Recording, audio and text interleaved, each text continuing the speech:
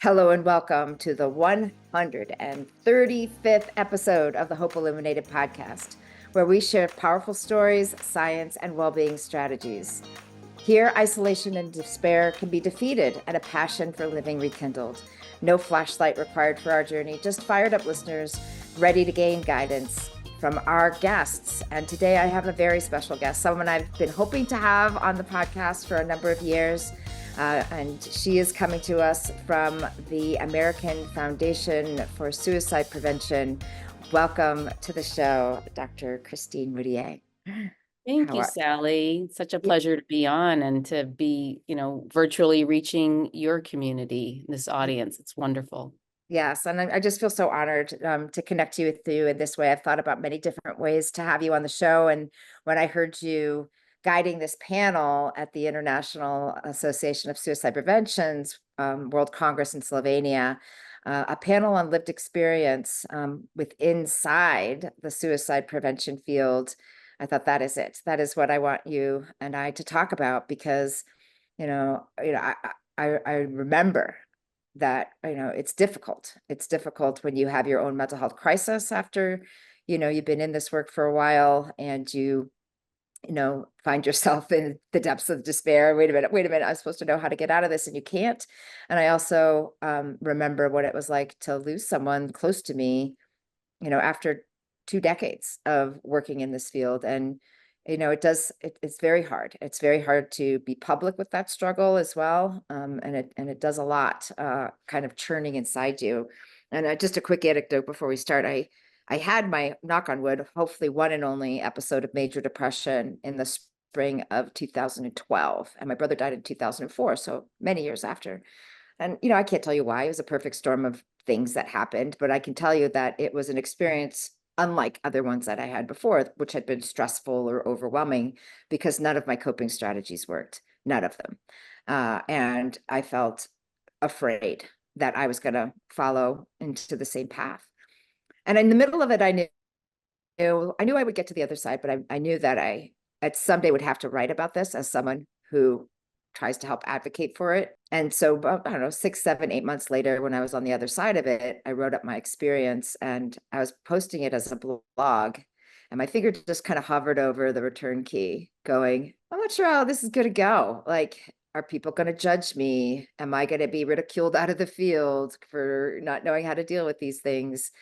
And I did hit the return. And then within minutes, and again, if you've not shared your story in this way, you don't know that this is often the common response, but within minutes, just a flood of, well, A, support, but B, thank you. Thank you for letting us know that you're human and we all, we see you in a different way. We see you as, someone who gets this in a deeper level. So with that, I want you to just share with our audience a little bit about, well, first of all, about what you do every day. Like I know what you do every day, but share, for our listeners, what is that your aspirational goals are within the American Foundation for Suicide Prevention. Sure. And thank you for the opportunity to join this conversation and to talk about our work at AFSP.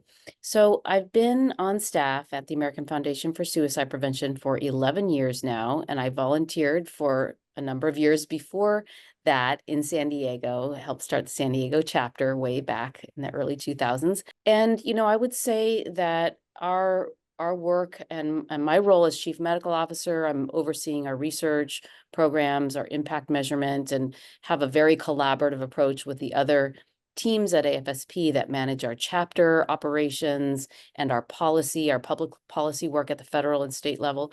So, I'd say that we're really in this incredible, really privileged and lucky space in the sense of being able to take science and turn that into action at a policy level or at a community level through our chapter work, and also really trying to live that out in our own actual lives as staff and as volunteers, living stigma-free is something new to actually explore doing as an organization and as individuals as well.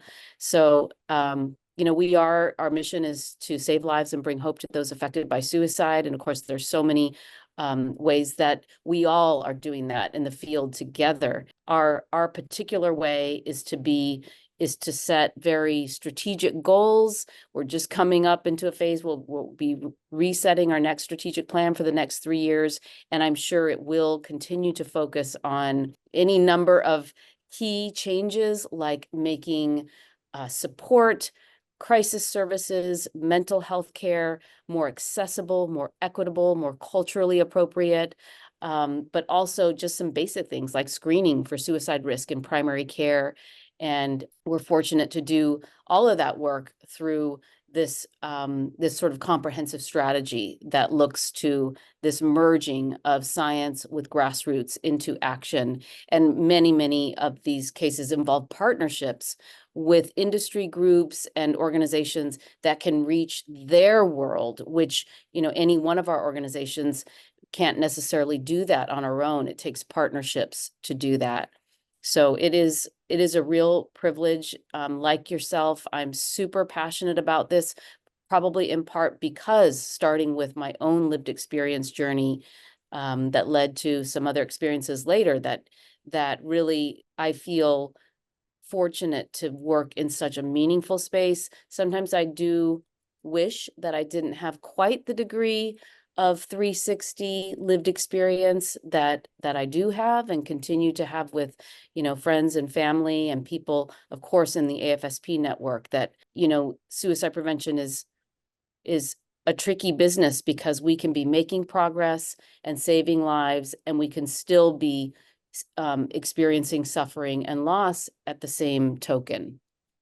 What a powerful overview. And so, to the listeners who are not familiar with American Foundation for Suicide Prevention, Google, because there's just so much there that you can get involved with. If you want to help yourself, if you want to help someone you're worried about, if you want to get involved locally in putting programs together, advocacy work, again, locally, nationally, there's just a lot of ways to plug in. And then also, if you're in academia, so many opportunities that AFSP can provide to help expand any research that you're doing in the field. So I think there's a role for many people to benefit from all the things that you're offering. And I really deeply respect the way that you have expanded this work into the grassroots level, into counties, where it really matters. I mean, that's really where change is so important, is in neighborhoods and communities. So just amazing.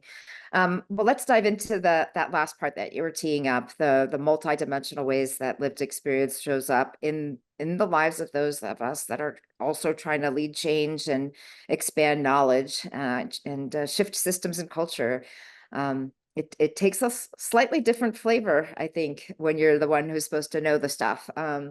So let's start back. And you had mentioned, many of the experiences you had with significant mental health challenges predate your work here. But let's start there a little bit about those early days of your experiences, and kind of shape kind of the narrative of what brought you to this work. Sure. So my story really starts with, like many of us, being raised in a family. I'm half Asian, where achievement and status, and really, in a way, a culture of stoicism, where you're presenting the strong, happy face all the time. That was the culture I was raised in. So that by the time I got to medical school, and the language of, like, even expressing emotions and processing difficult feelings and conflict was an untouched area. And that's not a good recipe when you're coming into a really, any life environment. But, medical school for me, and I was a music major, so it was a probably additional stress load there, and fear of failure and anxiety, and just no practice in kind of managing that, processing it. And I'm sure there were some other influences. I was in medical school at the time. I was not yet a psychiatrist. So I did not have a language to express the distress that I was in, and I tried to hide it for actually a couple of years, which led to a crisis that did not allow me to continue to function in medical school. And as odd as this sounds, that forced leave of absence that I had to take because of the level of severity of my symptoms and the mental health crisis I was in. I'm grateful for it now, because if I hadn't had to take that 1 year off and get help and get treatment for the first time, I would have done what many other health professionals physicians, nurses, any discipline tend to do, which is to just scrape by, get through it, pull yourself up by your bootstraps, but not experience the transformation and the healing and the self sort of reflection about how you're wired and what your vulnerabilities are and how to take care of yourself, how to live differently. You know, all of those kind of internalized beliefs that we don't even know we have. They're very unconscious, but yet they exert a force on our life. So that year of treatment afforded me the opportunity to learn about what that was all about. Probably saved my life because it was a very kind of life-threatening type of mental health condition that I was in at the time. And so coming back, I did not want to go back to med school because it had become a place of sort of trauma for me from the first couple of years. I went back, and stepping back in, I was very, very afraid. But by then I had learned some things in therapy, which were that I get to make choices for myself because I too am a human being. And I was going to afford myself a sense of agency and compassion that I didn't have to become a doctor for maybe some of the reasons that I had been on that path in the first place. I could do so because it was the right fit, and and I could leave if it wasn't. And that was really a newfound kind of freedom, and that was the only way I could actually bring myself to go back. I know it all sounds so kind of privileged and silly in a sense, but that's what I was going through at the time. But I think that stepping back in gave me this big cultural moment, sort of realization of when an environment doesn't even speak a language of that distress is normal and part of being human. And that clash and me trying to kind of find my way as a young, 20, whatever I was, 23-year-old at the time, was really impactful. And then what started happening next, kind of like you're saying when you told your story, is whatever signals I was giving off later in my senior year of med school, and then during my psychiatry training as a resident, people were telling me their stories. And maybe everyone hears those stories, but I think somehow people could sense that I was like a safer person to talk to and open up. So I heard any number of types of suffering, issues, distress, substance use, crisis going on in my classmates, my colleagues. And then something interesting. Well, and then when I was in my residency, my first experience of suicide loss occurred when a fourth year med student that I had become quite close with on a rotation took his life. And so then fast forward a few years later, I stayed at UCSD where I had been for med school residency, joined the faculty, became a dean in the medical school pretty early in my career. And my secret mission that was sort of always with me was that I was staying in academic medicine. I went to medical school, first of all, thinking I was going to become a pediatrician or family med doc to go serve the community, maybe even go abroad and have a tool to serve humanity. So staying in academic medicine seemed very odd in that it did not fit that model. But I was staying because now I had this mission to try to make a difference in what I believed was a very toxic culture around not just self-care, but how young physicians and other health disciplines are growing up professionally and personally, who they're becoming, and what that means for patient care. And I had a strong belief that if we can't get very real and vulnerable, actually, about our own vulnerabilities as physicians, as health professionals, and afford and encourage our trainees and our colleagues to get care when they need to talk about these issues. How were we going to do the best job in the mental health care of our patients if we were really hung up on these issues at a personal and really kind of professional identity level? So that was kind of a driving passion. And then had the opportunity as part of the dean's office to do something about what had become a series of suicide deaths, more than a dozen physicians at UCSD over a period of about a decade or so. And the institution finally decided to try to make a difference. And so that was kind of being in the right place at the right time with that secret mission tucked in my back pocket, ready to activate. And so anyway, so that's kind of that's the early part of my story.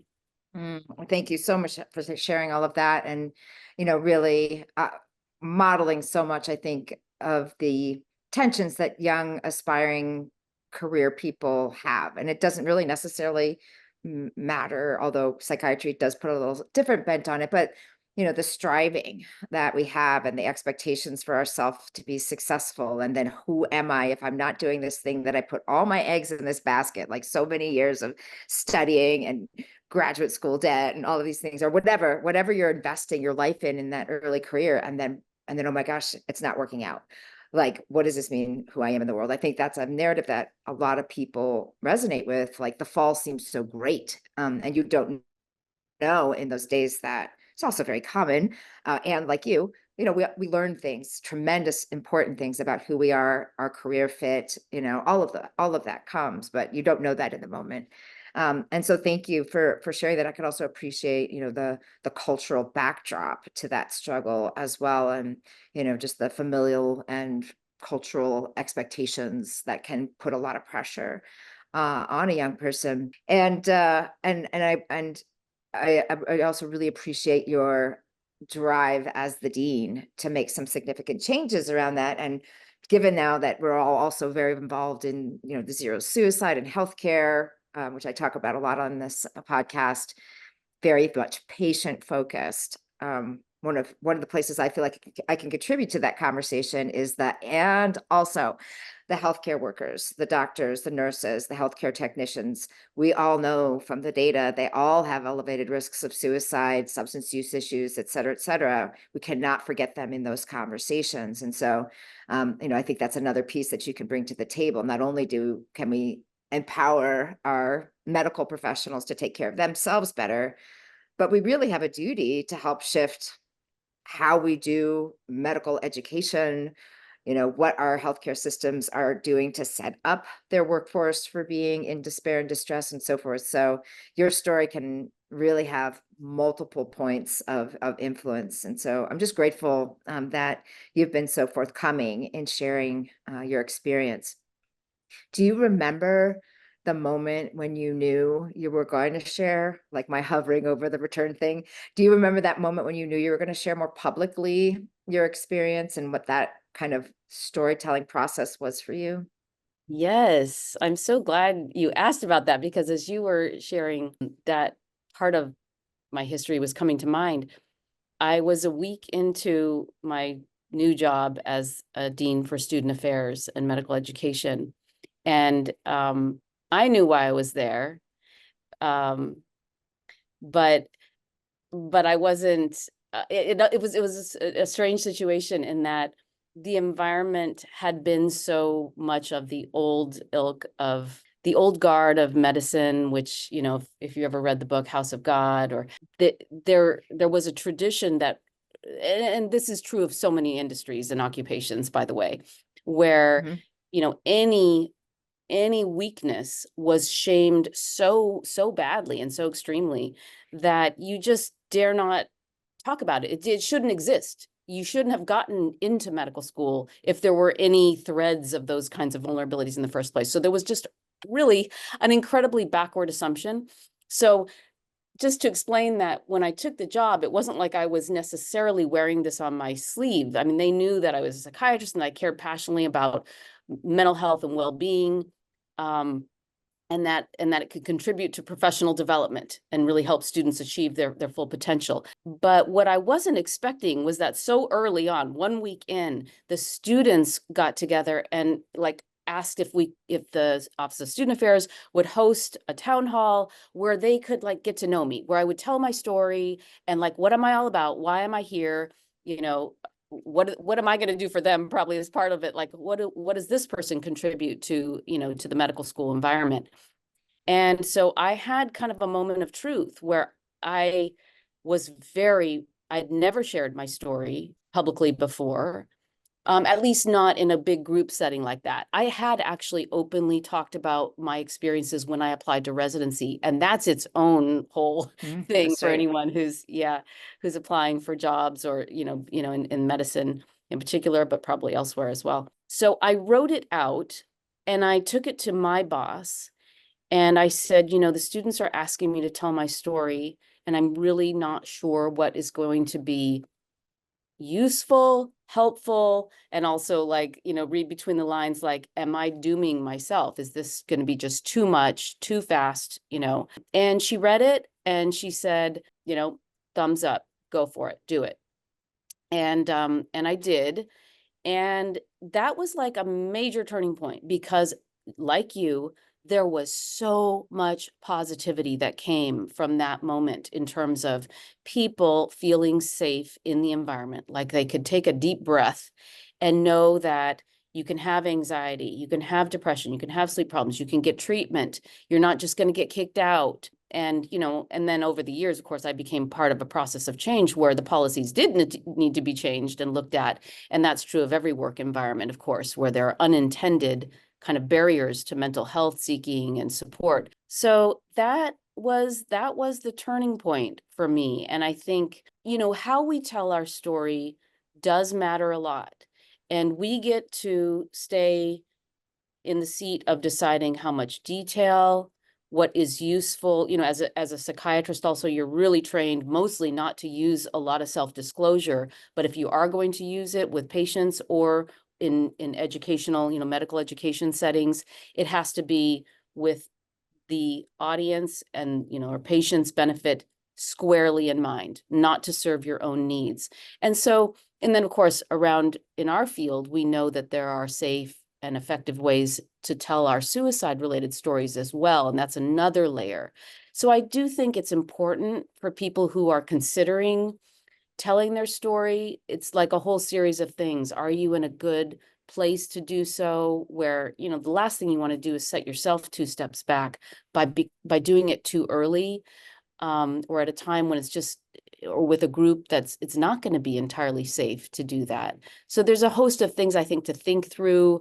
I'm a big fan of writing it out, and we have our volunteers. We encourage them to do that before they speak out at our Out of the Darkness walks, for example, to even practice it with somebody, a trusted person. It might be our chapter staff that they might do that at AFSP. So I think there are ways to set people up for a positive experience for themselves and for the, you know, the impact that they're seeking to have, you know, in that moment.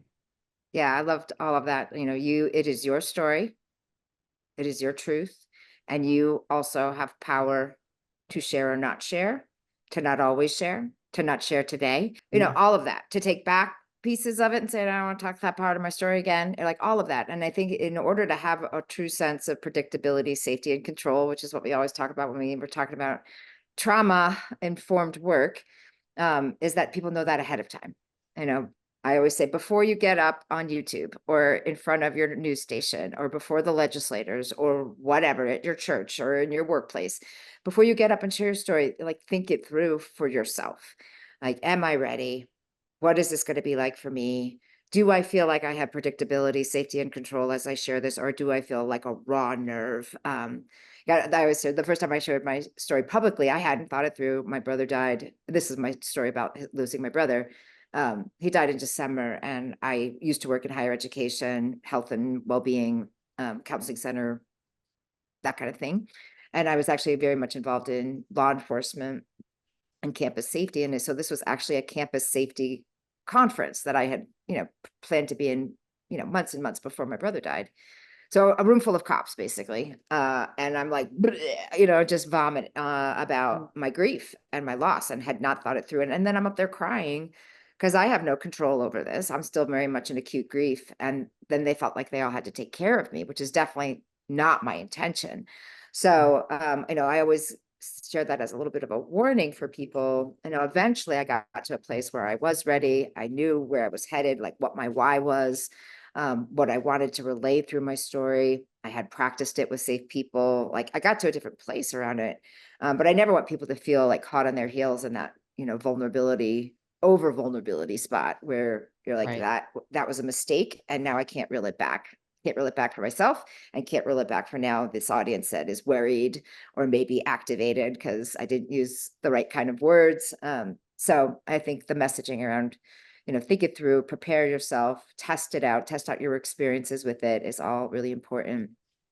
Anything else you want to add to the piece around, sharing these vulnerable stories when you're inside the suicide prevention world and even a leader within it? Any other Yeah. insights or observations, loss or thoughts or, just mental Mhm. health experiences in general? I think so much is dependent on all the things that you're talking about. First of all, first and foremost, how am I doing? Am I in a space where I'm good? Because if I'm struggling, whether it's my own struggle or whether it's related to my family member's struggle is going to rock my world as well. And I will be destabilized for a period of whatever days or weeks or around the crisis that does not set me up in a good place when I'm coming to work and then, doing telling stories about my own personal side of things. That would not be a good moment to be doing it in. So I do need to be in a very good, solid place where I can have some, in a way, is the wrong word in a way, but kind of some psychological buffer so that I'm telling the story, I'm feeling it, I feel passionately about it, but I'm not in that distress and hopeless, that cognitive distortion that can be so intense when we're really suffering.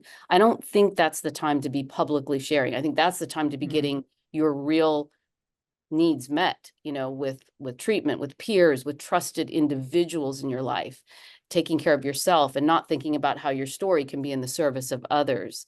So I think that's certainly, and basically is kind of, it sounds like what happened for you is you didn't necessarily have a lot of forethought or experience with even like, is this the right time? It just Right, came out because it was overwhelming at the time, right, possibly. right. That's Um, exactly right. so, but I think, one theme I do want to say is that I don't know. I think in our field, I feel very fortunate that I think, are trying to live out a stigma-free world where we treat our own experiences and stories with the respect, dignity, and privacy that they deserve, but also with no stigma, so that if a person chooses to share, that can be a beautiful thing. That is a gift so if someone else is sharing, I would, just like you did with me, and I would do the same for you, really express gratitude, because that is a culture changing moment like no other. I think about these public events that are going on in the world right now, and all the policies and all of the is awesome, but what is most important is when people share from the heart, and that comes through. It's so Mm. impactful. So I think in all of this, to say that my own experience with sharing my own story in the ways that you said, thoughtfully, kind of carefully, is also that my own vulnerability has actually become, I think, a superpower for myself in a few different ways. I think the empathy that it gives me for suffering, that I can never forget, what that is like. And it's not that you can assume that it's the same for other people, but that compassion that you feel, and sense of connection to real issues and the real challenges that are going on in those moments for individuals and families. I think that is one form of superpower, because then when you're in the world of science and policy, and it you never lose that reality of what we're really working towards. And I think that connection can be a point of almost like preventing burnout in the work, because it still pertains to real lives and real experiences. The other way is that I've wondered, actually, if I kind of just got lucky having positive, mature mentors in my earlier career who were really positive and supportive around these steps that I felt I was taking. Now, of course, others were taking them too, but in the world of the field of medicine, that wasn't super common back in the day, probably like many other industries, again, where you just weren't telling those stories. Um, Being part of that movement where disclosure becomes part of the movement of stigma reduction and suicide prevention can be a really positive and hopeful experience, number one, you get to connect with other people's humanity, because after you become the first person to share, and this could even be in a one-on-one conversation, let alone in a more communal or public way. Once you're the first one to share, you establish yourself as a safe person. So others tend to let down their guard, and you almost get kind of like the better version of everybody, because their defenses are people aren't operating within those usual needs. The masks. Yeah. Yeah, and you get to see the humanity in everyone. I mean, when I was in the medical environment, one of the kind of unintended side effects of what I was doing, running that suicide prevention program and speaking out in our own health science community, is that any number of people, not just the medical students, but like chairs of departments and, these terrible stories where you hear about, surgeons throwing things in the OR, and, yes, there can be bad behavior and disciplinary issues. There can also be suffering and distress that drives some of those, those behavioral issues. And so getting to kind of experience the underbelly of what might look like aggressive behavior, for example, in a medical setting, I think was helpful for me to also realize that this applies to anyone and everyone. It doesn't matter what position you hold, your degree of education, or whatever social standing. Everyone is a human being with issues that they deal with. And I think I got to experience that so upfront. And that's because I had, in a way, I mean, it started with that risk I took to tell my story in that town hall with the medical students, and that positive snowballing effect that happened, both for me in terms of the feedback, but also in terms of the movement and change that was going on in that community. That, I mean, so vulnerability can be a superpower. Again, you have to be careful around that and not just sort of do it, recklessly, or I think relying on your trusted team to provide some guidance and feedback about that is always, I lean on others a lot, for making decisions like that. So much there. So I just want to pull out some of the couple of things that you said. One is, from the vulnerability comes this superpower of empathy. And, I remember, like, I have all this graduate school training, and then I got educated in suicide prevention. I've got knowledge here, but it wasn't here. I didn't understand it in my soul until I went through it and realized, oh, this is what it feels like when none of your coping strategies work. This is what it feels like when you're not sure what's going to happen to you a month from now, and you are terrified. This is what it feels like when you're afraid to share. Now I understand how suicidal people feel with your family. Like, this is it. I get it now. I get it at a whole different level, on things that I was giving lip service to before because I didn't really understand it in my body. And I think that kind of deeper level of compassion and empathy is evident to people who we are seeking to support. Like, do you really get this? I don't know. Do you really get this? And then your comment about mentors, I think, is also really powerful. So similarly, I had really good empowering mentors, I would say, early in my career. One of them in particular said, I don't need to love you for your achievement, Sally. I love you for you. And I want you to always have, and 30 years later, that voice is still in my head. I'm going to cry. I will just love you for you because you are enough. Oh, this really empowering, college counseling center setting, lovey, lovey, lovey. And then I went into the medical model in, Harvardville, but the Boston VA Medical Center and Tufts University. It was all, you will suffer because we suffered. And I was like, what the heck is this? Like, no. But I knew that there was more, right? There was more to the story. I'd experienced something else. I'm like, I'm just going to survive this year, and then I'm headed back to Colorado. It's different over there. But having those mentors that, value you, all of you, and create that buffer, like, we can handle this a different way. There is not need for suffering here in the way that they're perpetrating. I think is also really helpful in people's survival through this. So by modeling that and also providing that, I think that gives other people pathways and also permission, permission to have that vulnerability. The piece I want to kind of guide our conversation to now is again, when you've established yourself as someone who knows a few things about this, as someone who knows people who knows things, like people who are influencing change, and then you have losses by suicide first degree or even farther out, anything you've been involved in, it shakes you. I know it shook me, and, we were talking a little bit before, it can shake your confidence in what we're doing. And so can you share a little bit about that part of your story as well, after you got into the field, how that has played out for you? Yeah, well, on a personal level, I have a family and I've had family members be suicidal and need hospitalization, while I've been in my role at AFSP. And so again, it's like, can I have a little bit less lived experience one day? But it's a deep connection to what we're doing. And also, in a way, the layer that sits between the knowledge, and it can be passionate, lived experience, and scientifically informed knowledge, but how to apply that in my life with my family member who is suffering right now, and how to gauge what they need and what level of support and what role is everyone playing, in the family environment, or how to help their coaches and teachers and mentors.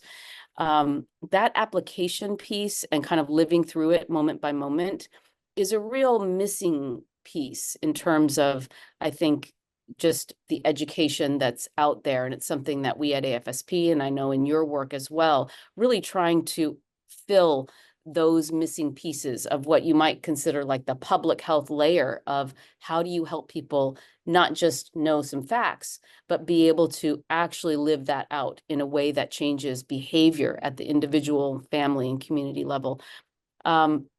But certainly, when my family members have been struggling, or now, ongoing, we have 73 chapters across 50 states and DC and Puerto Rico. And so there are tens of thousands of amazing volunteers, people who are dedicating their time as volunteers, mostly because they've been personally, sometimes professionally, and sometimes both, touched by suicide, loss, lived experience, sometimes both. And so things happen in their lives, during their lives involved with our chapters. And so, really, again, trying to learn how to behave in every way to train our staff, who are mostly not mental health clinicians, who mostly come from other backgrounds, especially the ones who staff our chapters. They mostly come from other voluntary health organizations where fundraising is a big part of the role, but where mental health or suicidal crisis is almost never part of their previous background. And really equipping them to be confident as compassionate, professional resources who are not mental health clinicians. And that's the one thing that AFSP actually doesn't provide, is direct clinical service. So that is kind of, we're living and breathing this dynamic learning process about how to be that kind of organization, support our staff. And so sometimes, when a community is affected by a suicide loss, and certainly when that individual was close in any way to the chapter's work, it can really shake their sense of confidence in it, in what we're doing. And the nuance around suicide, of course, is that it's complex. It can be prevented at times, but probably not in every instance. And our messaging has focused so much on prevention, and of course that's appropriate for a number of reasons, but it doesn't drill down to that nuance that we're not saying you can prevent all other complex health outcomes, cancer, heart disease. We don't think that, and yet we still can pour a public health effort into it. And that's the same model for suicide. And yet somehow, even being in our field, we kind of, it's so jarring to have a tragic loss, that it does shake us up, and we do worry about the effectiveness of our work. And so part of our work with my national team is taking a look at that, meeting with these chapters and these teams of folks, and really kind of staying grounded, supporting them in the grief, but also reminding them about the work that we do, and that suicide prevention is, like the term zero suicide had some, had some challenge around it. We're not actually saying that we necessarily, we aspirationally want to aim for that. But when suicide does happen, it doesn't mean that it's a failure. Right. Right. I think that's a big thing. And I'm actually coming to the place where I think we need to do some preemptive work. I mean, when my brother died, I'd already been in the field of mental health 16 years. No one ever really shared with me that this was a possibility. Right. And so when you're in it, you're like, I'll have the tools. It's going to be fine. So that, I say it's a probable occupational hazard for most mental health professionals. If it's not a first degree person, a patient, or a family member, it's probably a second degree, supervisee, colleague, somebody. And we're not prepared for that moment ever. And that's partly why it gets us on our heels. This is the thing we were supposed to do, and yet it happened to us. Like, get a little bit of that thinking going before it actually happens. And I think we could do the same thing inside the world of suicide prevention. And so I've started to do a little preemptive thing. And again, I line it right up with cancer and heart disease. We're going to do everything we can to prevent this. And sometimes it's still going to, these problems are still going to emerge, and then we're going to do everything we're going to have to get that person back on their feet. And sometimes it's going to be very life-threatening, and we're not going to stop. And sometimes we're going to still lose people in all of these health continuums. Mm-hmm. So you, as potential helper person, whatever your role, mental health professional, advocate in your community, you just need to weigh the pros and cons of your involvement in that. Because if you think, if I step in this arena and now I somehow feel responsible and they die, am I going to be able to live with my contribution to this situation? And if I don't do anything, am I going to be able to live with the fact that I could have helped and I didn't? And that is a very personal choice. And I always give people the choice. Like, if that doesn't feel like the arena that you want to be in, there's lots of other ways to serve here. Mm-hmm. Because I also think people find themselves like, oh no, now I'm in, and now I'm involved. And now what happens if they die? So I don't know. I'm just kind of thinking through that too, like any kind of little bit of preemptive work that, yeah, we all might do our best here and we still might have a tragic outcome. How does that reflect on us? How does that reflect on what we're doing? Can we make sense of that in a way that we can still go forward? Because that is my fear, that people, carry that as a failure of all the things we're doing. And I don't want people or me to get stuck in that place. Yeah. So One I want to thing just that, go ahead. well, just along those lines real quick, when I made the jump from UCSD to AFSP, one thing that I took with me into the AFSP world was this thing that we had done with the residents in psychiatry at UCSD, which was to develop, and they really drove it, the residents themselves, a protocol for after a suicide, after a patient lost to suicide. Because the residents were telling us loud and clear, we feel shamed, we feel blamed. Our morbidity and mortality conference, we're the ones who have to That's present right. the case. You're on the And defense. very, very difficult. And having to raise our hand and say we need anything from time off to support to therapy was just not happening. And so building a protocol where it's assumed and automatic that they would be offered these, different aspects to take care of themselves and to receive support became what, I mean, they built it that way. So a resident could opt out of, I suppose they could opt out of the debrief sessions. I don't think most people do. They certainly don't have to go to therapy, but that is an option for them as well. So that was one thing that I saw that wasn't built into, our policies and protocols or even our culture at AFSP at the time. And that's an ongoing line of work that we do. We call it the care team, but we get involved in any number of situations that especially where AFSP staff can use some guidance and support around situations they're facing. It's not always a loss, but it can be any number of types of mental health related circumstances. And I frame that as this could be that process could be at any organization, frankly. We happen to be in the suicide prevention line of work. We may attract people who certainly have an interest in that, but it's because we're a group of human beings that these incidents are part of human experience, and learning how to support that process, and really always treating any mental health experience as a health. The health framework is very grounding, because Yes. you can always ask yourself, what would I do if this person were, having chest pain, or, having a broken leg? That general same approach is going to be a combination of time off, support, guidance, HR, benefits, connecting them, just being a supportive person, Chicken checking soup, walking the dog for them, like whatever. Yeah. all Yeah. of that. Yes. Yes. So I want to make sure that I just touch a little bit into the science piece of this, given that you're also sitting on the hub of really amazing multiple bodies of work of cutting edge science in the space of suicide prevention. Are you seeing any of these proposals that you're funding that are coming through AFSP, focusing on the power of lived experience and storytelling in changing culture and systems and stigma and all of the, barriers that we have for helping people get through these tough times? Is there some Yeah. interest in this area of research? Very much so.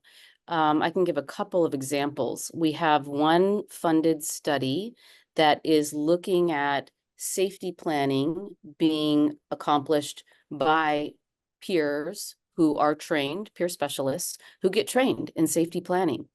And that's a grant with Greg Brown and his team. And so a little bit different in that sense, but it's really saying, you know, there is this whole host of needs that are, not being met in the healthcare space. And where is the space for peer specialists and peer support? And, I'm a big believer in just the ability that anyone who has some empathy and some training, and the powerful role they can play, because we know the science around connection, and we know when these vulnerable periods are occurring in people's lives, post discharge or in transition points coming out of active duty service, the military, for example, another one. And so storytelling and sharing could be a part of some of those peer support types of work. The other major one, which is a much broader area, is that I think the way things are going in our research grants program and others like PCORI is to really, we're moving closer. We're not requiring it yet. We're encouraging, but it might one day reach a point of requirement where research grantees would do better work if they have a lived experience advisory or even part of the team. So there's different ways to structure it, but where that experience of those stories and narratives are being infused into how the research is even designed, and how, everything about it, how subjects are interacted with, what the appropriate outcomes to those studies are. So I think we're getting closer to some kind of integration of all of these things that we know are so powerful. And, it's kind of a new day in a way, right? Because stigma is really like shedding. We don't need that anymore, but there is a question, a good relevant question of how do we kind of organize ourselves? How do we operate? If there's no stigma and we get to have the power to use lived experience and every other, methodology to its best, that's an exciting, question. And I think sort of where we are in the field in a way. Yeah, and I'm sure you're aware of the work that's happening in Australia, where I feel like they're way down the path on this, and Yeah. the flavor of what they're doing is just different. There's a deference to the wisdom of people with lived experience from people in academics that is just a deep, authentic respect. I would say the research questions are rich, because people are involved in co-design from like, what questions are we asking to how we're developing the study? How are we recruiting people to make sure that they're safe and giving us, the authentic answers because they feel safe? How do we Right. make sense of the results? How are we disseminating the findings all the way through?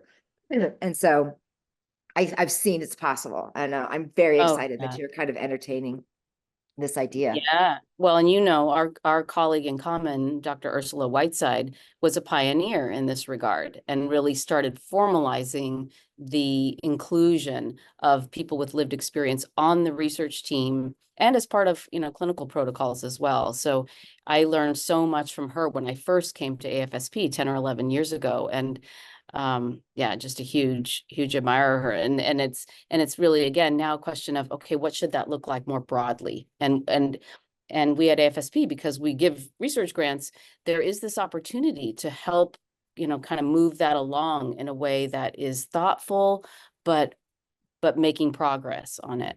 Yeah, it is a big Titanic to turn around. Hundreds of years of how we've always done things, but it's exciting.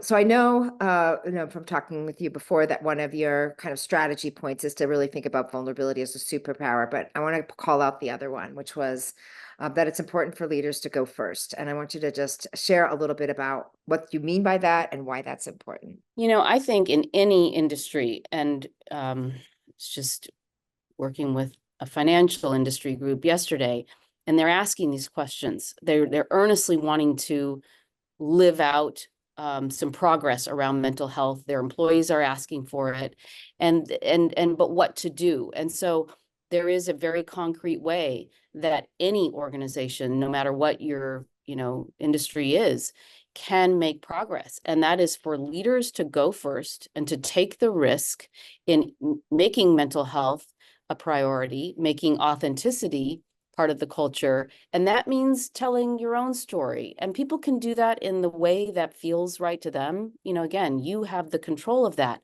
But anything you do that makes you more human sends this incredible signal to all the layers of the organization that we're changing in a good way. We're becoming a more psychologically safe environment.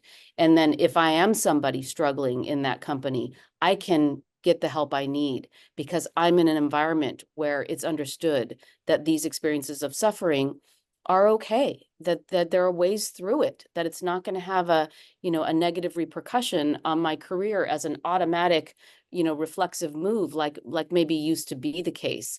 So I think that going first as leaders often can mean taking the risk to open up and to share perhaps a little bit more than you were accustomed or socialized to doing in the past.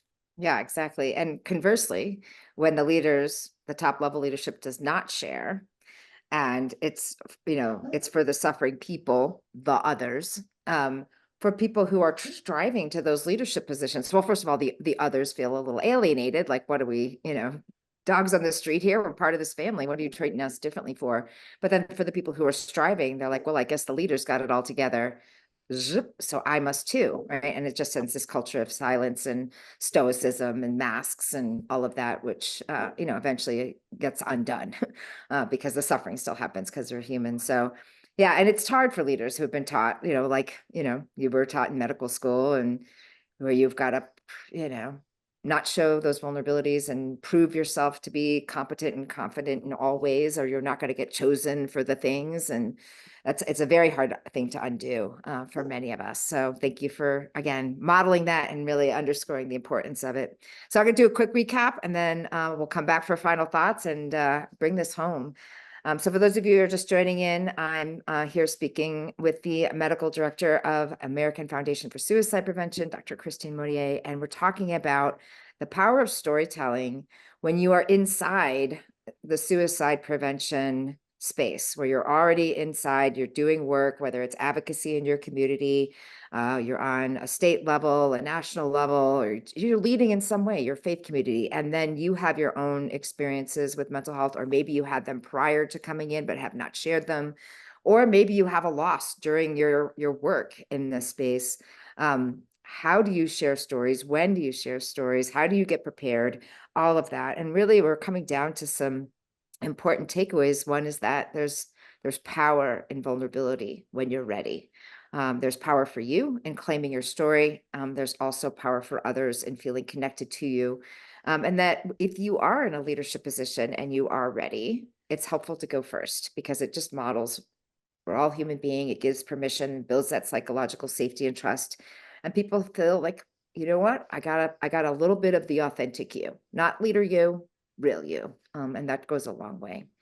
So Christine, what do you want to make sure that our listeners leave with today? Well, I know that the audience and the community that you've cultivated, Sally, is a very progressive, and active group. And also we're all real human beings. So I would say, you know, for myself and everyone who's listening, my takeaway that I would urge us all to take home is the idea that we can take a risk. Whatever moment you're in, whether it's your own struggle and you just aren't sure what is safe, you know, who is safe to speak with, I'm good enough, I'm okay enough, take that risk and reach out. You know, the worst thing that could happen is that maybe you need to course correct and, you know, seek out a different person or a different resource. I think take a risk as a leader, and that can mean start a formal way for storytelling to occur in your world, in your organization. That can feel very scary, but it does not need to be. And I think if you design it thoughtfully, and set it up with care, and I know many of us will can help each other to be sounding boards to make sure, you know, that we're thinking through everything.